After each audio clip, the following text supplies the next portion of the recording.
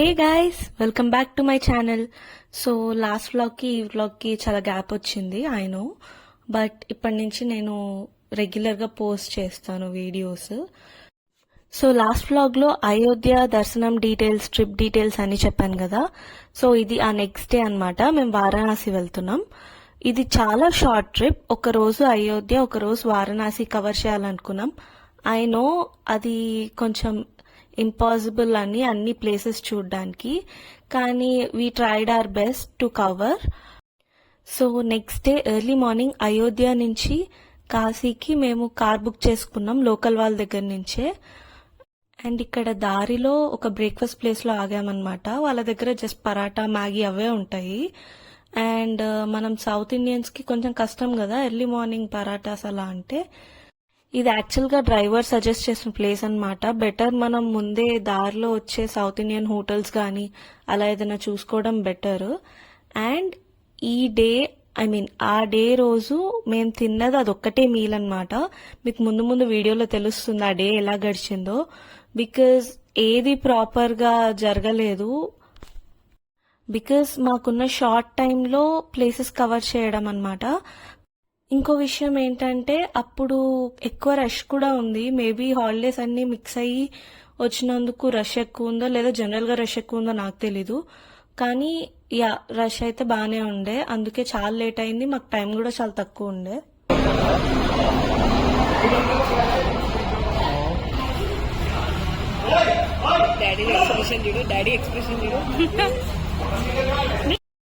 ఇక్కడ Rahul Maggi order చేశాడు, at least అదన్నా బాగుంటుందని.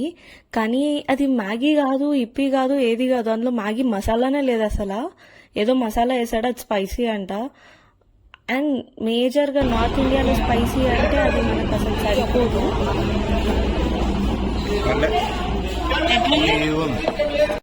ఇంకొక విషయం ఏంటంటే అక్కడ మేము కాశీలో కానీ అయోధ్యలో కానీ తిరుగుతున్నప్పుడు వెజిటేబుల్స్ ఎంత ఫ్రెష్ ఉన్నాయంటే నాకైతే అక్కడి నుంచి హైదరాబాద్ తెచ్చుకోవాలనిపించింది. వెజిటేబుల్స్ అంత ఫ్రెష్గా ఉన్నాయి.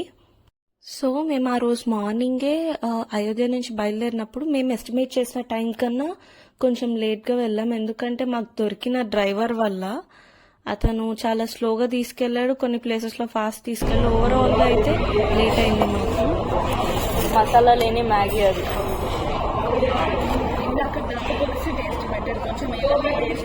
టీ తాగేసి ఇవ్వనా? ఇక్కడ పెట్రోల్ బంక్స్ కూడా లేవు కదా అసలు కనిపించలా. నేను పడుకున్నా. ఇప్పుడేమంటావు, గుడ్లు తీసి బయటేసి పడుకోమంటావు. సో మేము కాశీ వచ్చేసామన్నమాట. యాక్చువల్గా ఆ డ్రైవర్ చేసిన లేట్ వల్ల 1-2 hours డిలే అవ్వడం వల్ల నెక్స్ట్ ప్రోగ్రామ్ ఏదైతే మేము షెడ్యూల్ చేసుకున్నామో అంతా స్కిప్ చేయాల్సి వచ్చింది. అండ్ ఇక్కడ నేను చేసిన మేజర్ మిస్టేక్ ఏంటంటే హోటల్ బుకింగ్. ఆ హోటల్ బాగుంది, బాగాలేదని కాదు, కాకపోతే అది ఘాట్ పైన ఉందన్నమాట. మనకి ఘాట్ దాకా వెళ్ళడానికి ఐదర్ వాటర్ వే ఉంటుంది లేదా ఇలా చిన్న చిన్న గల్లీలలో నుంచి నడుచుకుని వెళ్ళాలి. అక్కడ అసలు ఆటోస్ వెళ్ళే అంత ప్లేస్ కూడా ఉండదు. ఒక బైక్, ఒక మనిషి నడిచే అంతానే ఉంటుంది. సో ఎంత దాకా ఆటో వస్తే ఎంత దాకా వస్తే అక్కడ దాకా వెళ్ళి అక్కడి నుంచి లగేజ్ మొత్తం తీసుకొని నడవాల్సి వచ్చింది ఒక 1 kilometer. అండ్ ఇదే ఆ హోటల్ అన్నమాట. సో ఇది ఇల్లుని రెనోవేట్ చేసి హోటల్ చేశారో మళ్ళీ ఏమో తెలియదు, కానీ చాలా బాగుంది. యాక్చువల్గా మాకు రివర్ వ్యూ ఉండేలాగా 2 rooms బుక్ చేసుకున్నాము. చంద్రముఖి హౌస్. అండ్ అది ఒకటి పైన ఒకటి కింద వచ్చే వరకు పైన రూమ్ క్యాన్సిల్ చేసుకుని ఆపోజిట్ రూమ్ బుక్ చేయించుకున్నాం అనమాట. తాళం చేయి చూపి.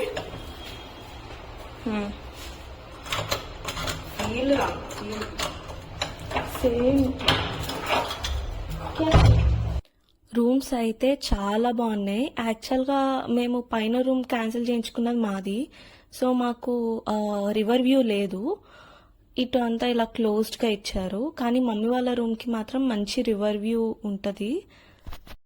ఈ హోటల్ నేను మేక్ మై ట్రిప్లో బుక్ చేశాను. బుక్ చేసేటప్పుడు టెంపుల్కి అరౌండ్ 800 to 900 meters డిస్టెన్స్లో ఉండాలని బుక్ చేసుకున్నాము. యాక్చువల్గా మనం కాశీ విశ్వనాథ్ టెంపుల్కి వెళ్ళే కన్నా ముందే కాల్భైరవ్ టెంపుల్కి వెళ్ళాలి. సో దానికి కాశీ విశ్వనాథ్ టెంపుల్కి ఈజీగా ఉంటుందని చెప్పి ఇది బుక్ చేశాం. కానీ అక్కడ ఇంత సన్న గల్లీలు ఉంటాయి అండ్ మనం నడుస్తూనే ఉండాలి అని చూసుకోలేదు. అది అక్కడికి వెళ్ళాక అర్థమైంది నాకు. ఓకే, యాక్చువల్గా టెంపుల్స్కి వెళ్ళాలన్నా కానీ అలాంటి గల్లీల్లో నుంచి నడుచుకుంటూ వెళ్ళాలి. సో బెటర్ ఒకవేళ కాళ్ళ ప్రాబ్లం ఉన్న వాళ్ళు ఉంటే మెయిన్ రోడ్ సైడ్ బుక్ చేసుకొని టెంపుల్ వరకు మాత్రం నడుస్తే బెటర్. ఇదేమైపోయిందంటే మేము టెంపుల్ నుంచి రిటర్న్ రావాలన్నా అంతసేపు దర్శనం చేసుకొని మళ్ళీ నడుచుకుంటూ రావాలంటే కొంచెం ఇబ్బంది అయిపోయింది. మేము హోటల్కి రీచ్ అయ్యేటప్పటికే 12:30-1 అయిపోయింది. సో ఫస్ట్ మేము కాల్భైరవ్ టెంపుల్కి వెళ్ళాలనుకున్నాం, కానీ అది తర్వాత మేము వెళ్ళిన టైంకి క్లోజ్ ఉంది. సో కాసేపు రెస్ట్ తీసుకొని దాని తర్వాత వెళ్ళి దర్శనం చేసుకొని దెన్ కాశీ విశ్వనాథ్ టెంపుల్ దర్శనం చేసుకొని ఈవినింగ్ ఆరతి కాకుండా ఎర్లీ మార్నింగ్ ఆరతికి వెళ్ళాలనుకున్నాం. కానీ దానికి అంతా ఆపోజిట్ అయిందనమాట. మాకు ముందు ముందు తెలుస్తుంది ఈ వీడియోలో. కానీ ఈ రూమ్ అయితే ఎంత బాగుందంటే ఫస్ట్ థింగ్ స్పేషియస్గా ఉంది అండ్ రివర్ వ్యూ మెయిన్గా. ఇంకోటి చాలా క్లీన్గా కూడా ఉంది. మేము రాగానే కాసేపు ఇట్లా రెస్ట్ తీసుకొని దాని తర్వాత సో కాల్భైరవ్ టెంపుల్కి వెళ్దాం అనుకున్నాం ఫస్ట్. ఆ టెంపుల్ ఏంటంటే మనకి ఇలా స్పెసిఫిక్గా ఒక ఆర్గనైజ్డ్గా ఉండదు, లైన్ వెళ్తానే ఉంటుంది. ఆ లైన్ ఎక్కడ స్టార్ట్ ఎక్కడ ఎండ్ అనేది ఉండదు, మొత్తం ఆ గల్లీలో నుంచి అలా వెళ్తానే ఉంటుంది. సో మనకి టైం ఎక్కువ తీసుకుంటుంది. మా దగ్గర టైం లేదు, బికాస్ నెక్స్ట్ డే మార్నింగే మేము పాట్నాకి బయలుదేరిపోవాలి. సో ఏది కవర్ చేయాలనుకున్నా మేము ఇప్పుడు ఉన్న 2 o'clock నుంచి నైట్ లోపల కవర్ చేసుకోవాలి. అండ్ అక్కడ రష్ కూడా ఎక్కువ ఉండే. సో మేము ఆ హోటల్ వాళ్ళని అడిగామన్నమాట, is there any other choice అని చెప్పి. వాళ్ళు చెప్పడం ఏంటంటే ఇలా మీకు అన్ని దర్శనాలు చేయిస్తారు, వాళ్ళకి మీరు ఇంత పే చేయాలి అన్నారు.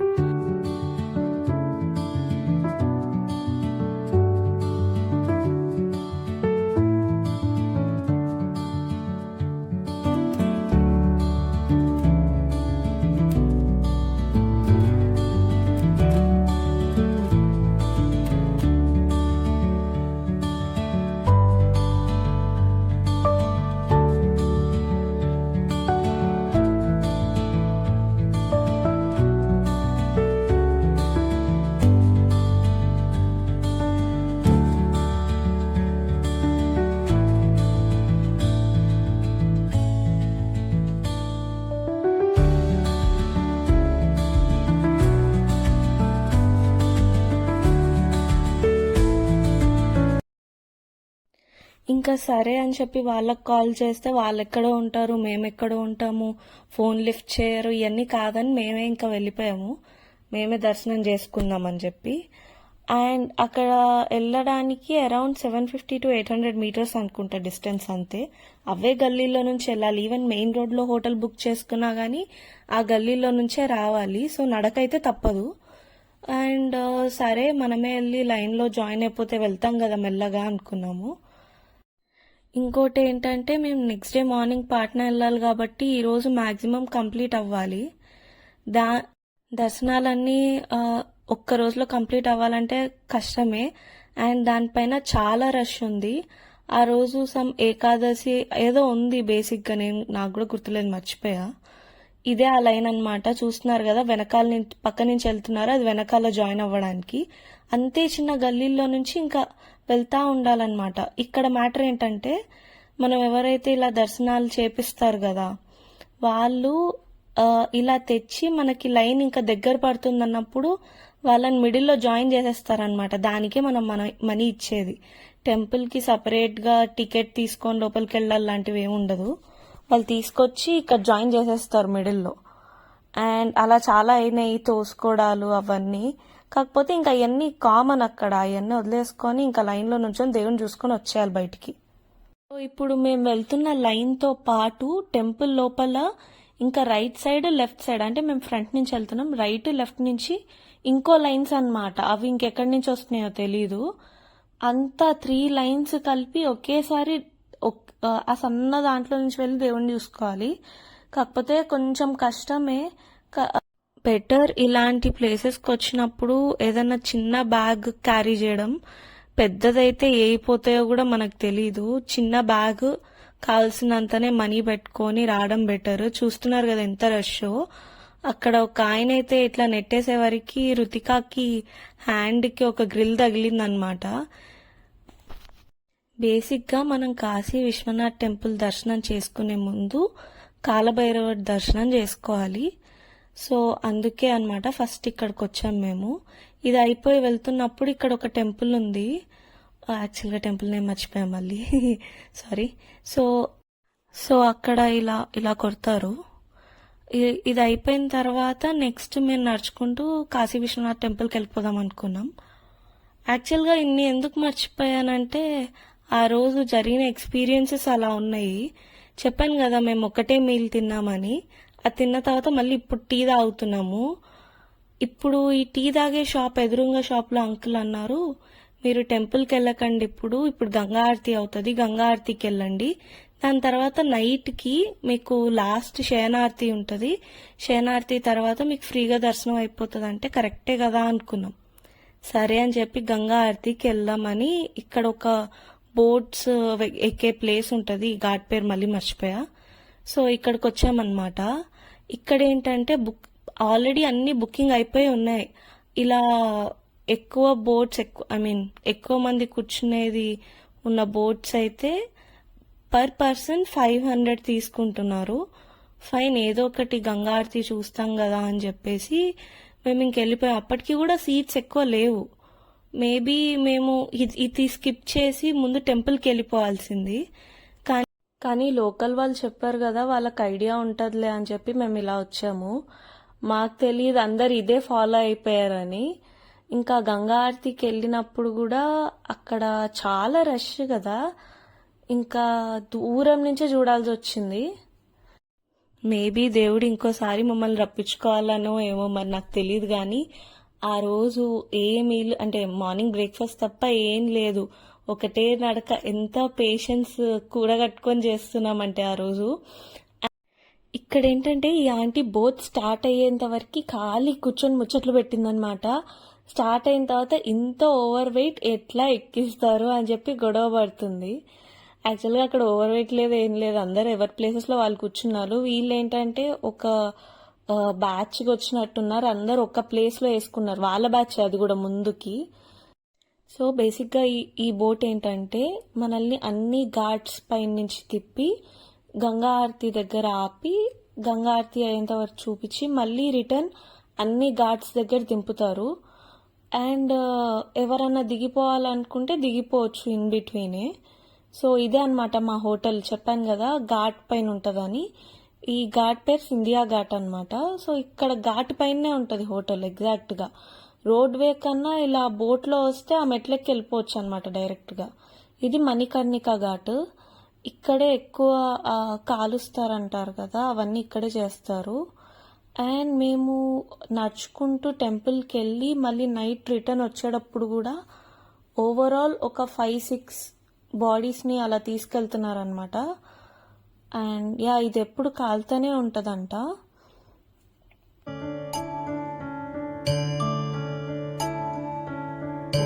शिव शिव शिव हरे शिव शिव शिव जय शिव ओंकारा प्रभु हर शिव ओंकारा ब्रह्मा विष्णु सदा शिव ब्रह्मा विष्णु सदा शिव अर्धांगी धारा. సో ఇది మెయిన్ గేట్ అన్నమాట మన కాశీ విశ్వనాథ్ టెంపుల్కి వెళ్ళడానికి. అంటే ఘాట్ దిగి వెళ్ళాలంటే డైరెక్ట్గా లోపలికి వెళ్ళిపోతే మనకి ఒక స్టేర్ కేస్ ఉంటుంది, ఒక ఎక్స్కలేటర్ ఉంటుంది. సో ఏదైనా చూస్ చేసుకొని వెళ్ళిపోవచ్చు లోపలికి. అండ్ లోపల లాకర్ రూమ్స్ కూడా ఉంటాయి. అన్ని పెట్టేసుకొని దర్శనం చేసుకొని వచ్చి తీసుకొని మళ్ళీ బోట్ వేలో నుంచి వెళ్ళిపోవచ్చు, లేదా రోడ్ వే నుంచి కూడా వెళ్ళొచ్చు. సో మేము అలా వెళ్తూ వెళ్తూ గంగా ఆరతి దాకా వెళ్ళాము. యాక్చువల్గా గంగా ఆరతి ఎక్కడో దూరంలో జరుగుతుంది, అస్సీఘాట్ దగ్గర జరుగుతుంది. కానీ మాకు అన్ని బోట్స్ వాళ్ళు పెట్టే వరకు అసలు ఏం కనిపించని కూడా కనిపించట్లేదు.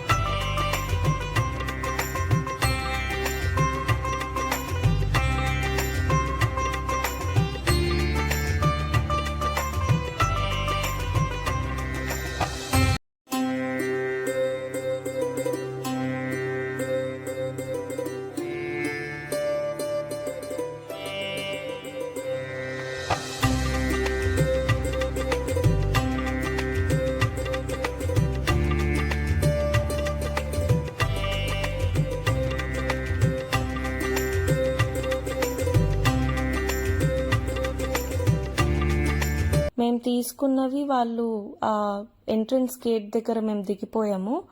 అక్కడ గంగలో విడిచేసి మేము ఆ గేట్ నుంచి లోపల టెంపుల్కి వెళ్ళామన్నమాట.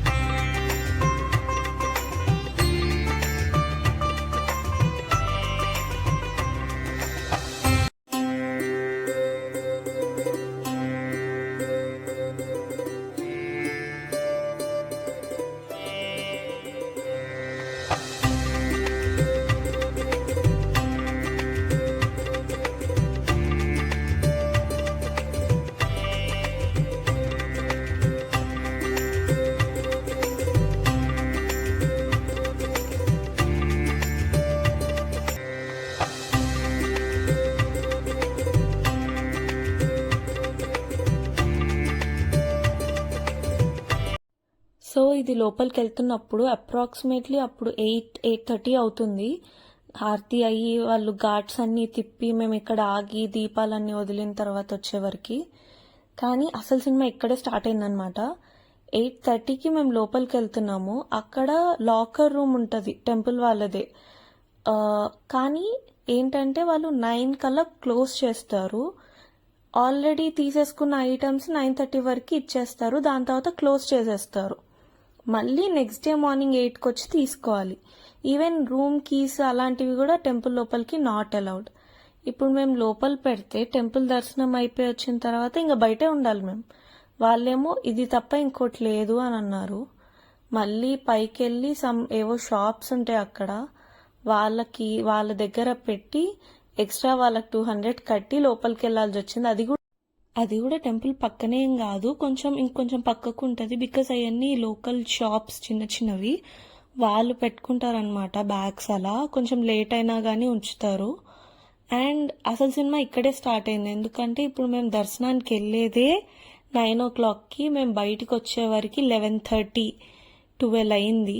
హైలైట్ ఏంటంటే మా ఇంట్లో మా మమ్మీయే క్లియర్గా చూసింది దేవుణ్ణి.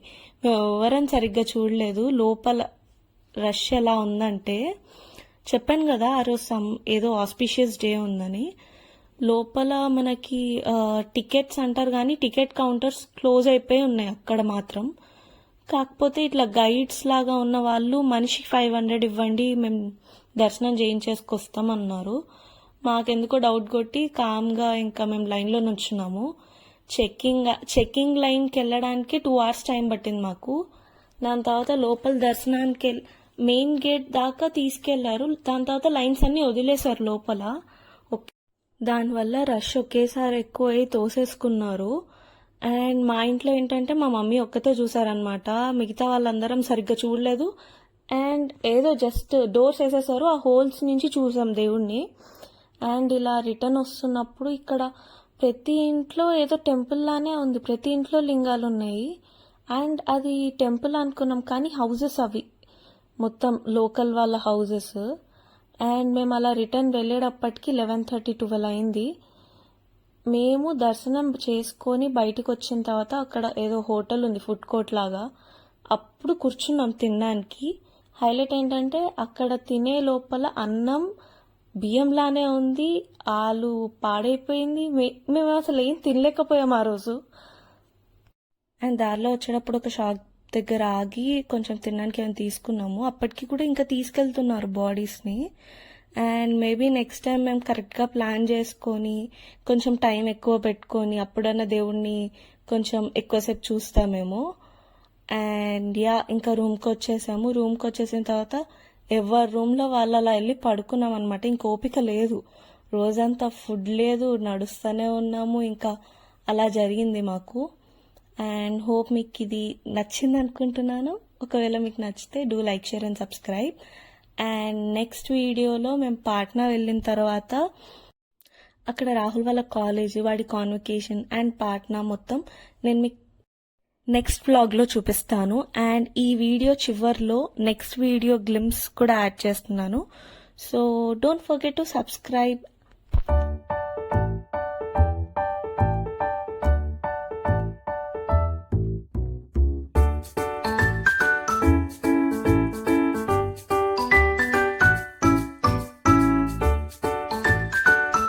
We welcome you to Hyderabad. We request you to close the window shades and open the airless after the doors open. Thank you. Prepare the